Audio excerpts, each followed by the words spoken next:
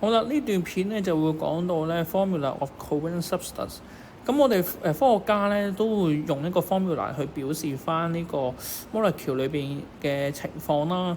因為咧我哋好多少少咧會用 electron diagram，因為都比較費時啦。OK，咁所以會用一啲方法嘅。咁主要有兩種啦，第一種叫 structural formula 結構式啦，另一種叫做 molecular formula 分子式啦。OK，咁首先講一講佢哋嘅分別啦。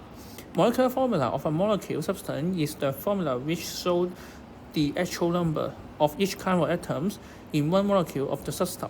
意思即係講緊咧，其實呢個 molecular formula 啦，其實就會指示翻究竟呢個 molecule 裏邊涉及咗幾多個原子嘅組成啦，同埋會有幾多個原子 atom 係涉及咗裏邊嘅。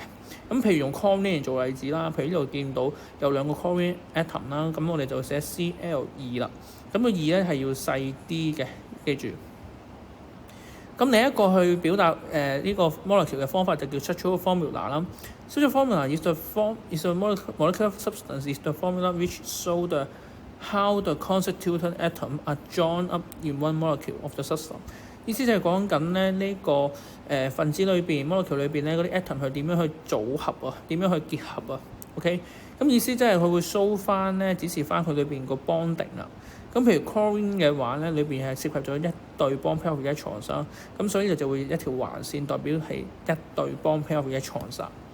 咁譬如舉多啲例子啦，譬如 oxygen 嘅話咧，咁佢就係涉及咗兩對 bond pair of electrons啦，咁所以我哋呢度有兩條橫線嚟表示到兩對 bond pair of electrons。咁 lone pair of electrons 咧，其實我哋唔需要顯示出嚟嘅，咁所以我哋全部都唔需要畫嘅。OK。咁喺 molecular formula 裏邊咧，咁譬如 O 咧，佢呢度咧 O2， 咁成日睇 O2 啦，就因為佢裏邊 oxygen molecule 裏邊有兩個 oxygen atom 去組成啦 O2 啦。咁同學可以試下睇埋其他嘅例子啦。